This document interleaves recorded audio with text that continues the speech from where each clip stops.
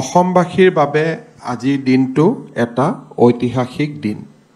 লাচিত বৰফুকনৰ গৌৰৱময় গাথা বিস্তৃত পৰিসৰত প্ৰচাৰ কৰিবৰ বাবে প্ৰচাৰ ভাৰতীৰ সৈতে অসম চৰকাৰে আজি এখন বুজাবুজিৰ চুক্তি চহী কৰিছে। এই চুক্তিৰ আধাৰত ৰাজ্য চৰকাৰ আৰু প্ৰচাৰ ভাৰতীয়ে যৌথভাৱে লাচিত বৰফুকনৰ বীৰত্বৰ গাথাক 52টা এপিছডত ধৰি ৰাখিবৰ বাবে চেষ্টা কৰিব আৰু প্ৰথমবাৰৰ বাবে লাচিত বৰফুকনৰ জীৱনৰ ওপৰত ৰাষ্ট্ৰীয়ভাৱে এটা তথ্যচিত্ৰ বা ডকুমেণ্টাৰী আদিৰ জৰিয়তে তেখেতৰ জীৱন গাথাক নৱ প্ৰজন্মৰ বাবে গৌৰৱ গাথা হিচাপে ধৰি ৰখাৰ বাবে প্ৰচেষ্টা কৰিব। আমি সকলোৱে জানো যে 2 বছৰ আগতে অসম চৰকাৰৰ সৌজন্যত আমি লাচিত বৰফুকনৰ 400তম জন্ম জয়ন্তী উদযাপন কৰিছিলোঁ। ৰাজ্যত আৰু ৰাষ্ট্ৰীয় পৰ্যায়ত 7 দিন কৰি গ্ৰহণ কৰা সেই বিস্তৃত কাৰ্যসূচীয়ে লাচিত বৰফুকনৰ ওপৰত সমগ্ৰ দেশতে এক কৌতূহলৰ সৃষ্টি কৰিছিল আৰু তাৰ ফলত লাচিত বৰফুকনৰ বিষয়ে জনাৰ আগ্ৰহ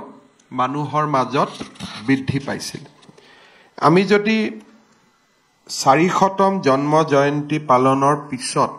কোনোবাই যদি আমি গুগলত চাওঁ, লাচিত বৰফুকন এই নামটো যথেষ্ট চাৰ্জ হৈছিলে আৰু 400তম জন্ম জয়ন্তীৰ আগত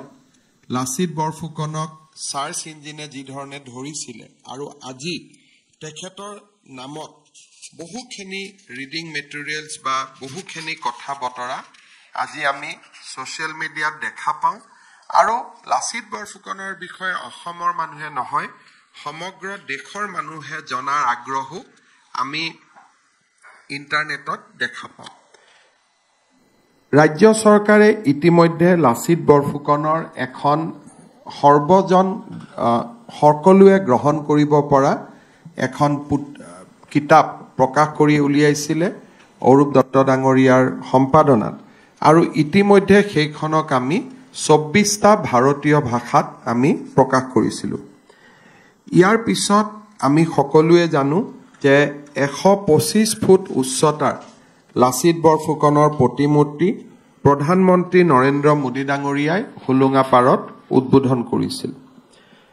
ইয়াৰ পিছত আৰু এটা আমাৰ প্ৰচেষ্টা চলি আছে আলাবৈত সেই শৰাইঘাটৰ যুদ্ধৰ সময়তে প্ৰাণ দিয়া 10,000 সৈনিকৰ স্মৃতিত এখন সুন্দৰ ৰণ উদ্যানৰ নিৰ্মাণ আৰু মই ভাবোঁ যে অহা বছৰলৈকে সেই উদ্যানখনৰ নিৰ্মাণ বা স্মৃতি সৌধৰ নিৰ্মাণো আমি সমাপ্ত কৰিব পাৰিম। এই গোটেই প্ৰচেষ্টা আমি মাত্ৰ এটা অনুষ্ঠান কৰি এৰি দিম তেনেকুৱা এটা প্ৰৱণতা সাধাৰণতে সোণালী জয়ন্তী, হীৰক জয়ন্তী আদিৰ লগত সমবেষ্ট হৈ থাকে। অনুষ্ঠানটোৰ পিছত তাক স্থায়িত্ব বা যুগমীয়া কৰাৰ প্ৰয়াস আৰু প্ৰচেষ্টা আমি সাধাৰণতে দেখা নাপাওঁ। লাচিতৰ জন্ম জয়ন্তীক পালন কৰাৰ পিছত আমি এটা দায়িত্ব হিচাপে গ্ৰহণ কৰিছিলোঁ যে লাচিত বৰফুকনক আমি ৰাষ্ট্ৰীয় মানচিত্ৰত প্ৰতিষ্ঠা কৰিম আৰু সেই জাতীয় দায়িত্ব নিৰ্বাহনৰ বাবে আমাৰ প্ৰচেষ্টা এটাৰ পিছত এটা আমি হাতত তুলি গৈ আছোঁ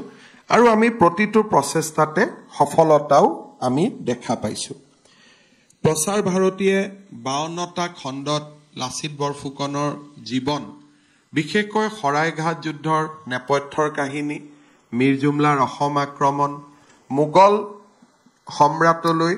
অসমৰ ৰাজকুঁৱৰী ৰমণী গাভৰুৰ গমন, আমাৰ সমগ্ৰ অৰ্থনীতিৰ ওপৰত অহা হেঁচা, চক্ৰধ্বজ সিংহই কৰ কাটল দিয়াৰ ক্ষেত্ৰত কৰা অনীহা, পৰৱৰ্তী পৰ্যায়ত কৰ কাটল দিবলৈ অমান্তি হোৱা, সমান্তৰালভাৱে যুদ্ধৰ বাবে লাচিতৰ প্ৰস্তুতি আৰু কি ধৰণে লাচিতে এটা খুব উন্নত ৰণকৌশলৰ দ্বাৰা গুৱাহাটীক দখল কৰা আৰু পিছত গুৱাহাটীক পুনৰ দখল কৰিবলৈ অহা ৰামসিংহৰ সেনাবাহিনীক কেনেকৈ পৰাজিত কৰে আৰু পৰাজয়ৰ পিছত ৰামসিংহই লাচিতৰ সমৰ কৌশলক উচ্চ স্তৰে প্ৰশংসা কৰা এই গোটেই কাহিনীটো আমি 52টা এপিসোডৰ মাজেৰে ধৰি ৰাখিবলৈ চেষ্টা কৰিম ইয়াৰ বাবে যিখন কমিটি কৰা হৈছে যিখনে স্ক্ৰিপ্ট আদি চাব তাত অসম চৰকাৰৰ প্ৰতিনিধিও থাকিব আৰু মই প্ৰচাৰ ভাৰতীক অনুৰোধ কৰিম যে যিকোনো ঐতিহাসিক চৰিত্ৰক অংকন কৰোঁতে সেই চৰিত্ৰটোক লৈ থকা ৰাইজৰ আবেগ আৰু ৰাইজৰ বিশ্বাসক আমি যাতে প্ৰাধান্য দিওঁ मैं एक रिक्वेस्ट करना चाहूँगा जब हमारा स्क्रिप्ट होगा या ड्रेस वगैरह कॉस्ट्यूम का निर्माण होगा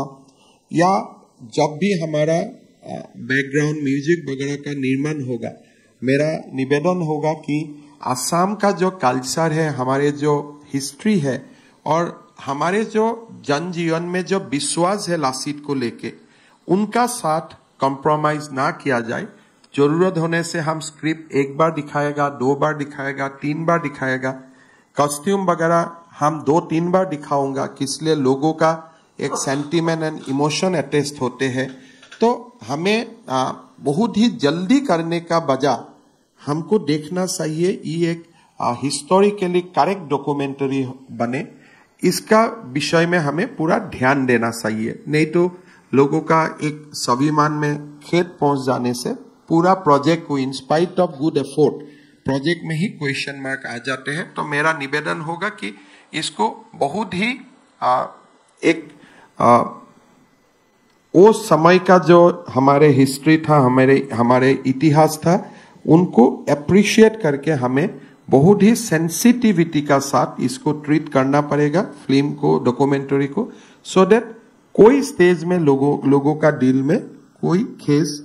ना पहुंचे तो इतना मेरा निवेदन होगा कि इतना ध्यान रखा जाए